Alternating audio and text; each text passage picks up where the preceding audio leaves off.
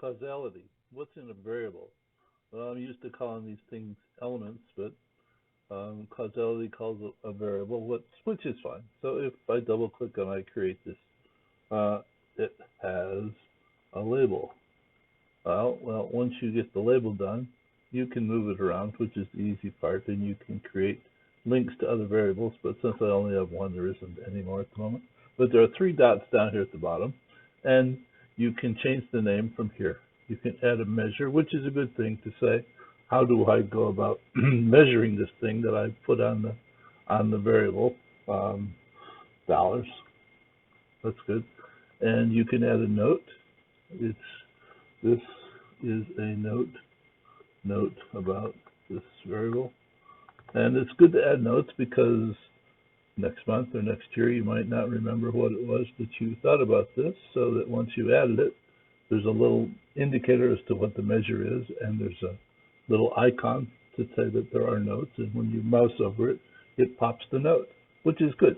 Additional things are you can indicate that this is a key indicator, which will put a star on it.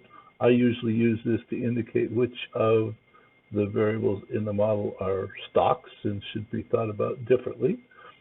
There is this little balancing thing which is used to indicate that this particular variable in your model is a leverage point, and it puts a blue circle around it when you identify it as a leverage point.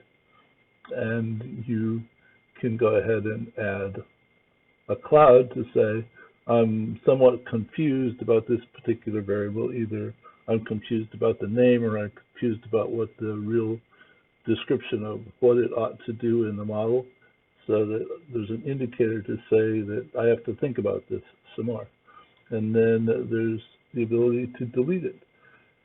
And that's what there is about a variable, which, you know, some people have conventions for the way they label these things, in that a constant is all caps, and a actual calculated variable is all in lowercase, and a stock begins with a capital letter, and the rest of it's all lowercase.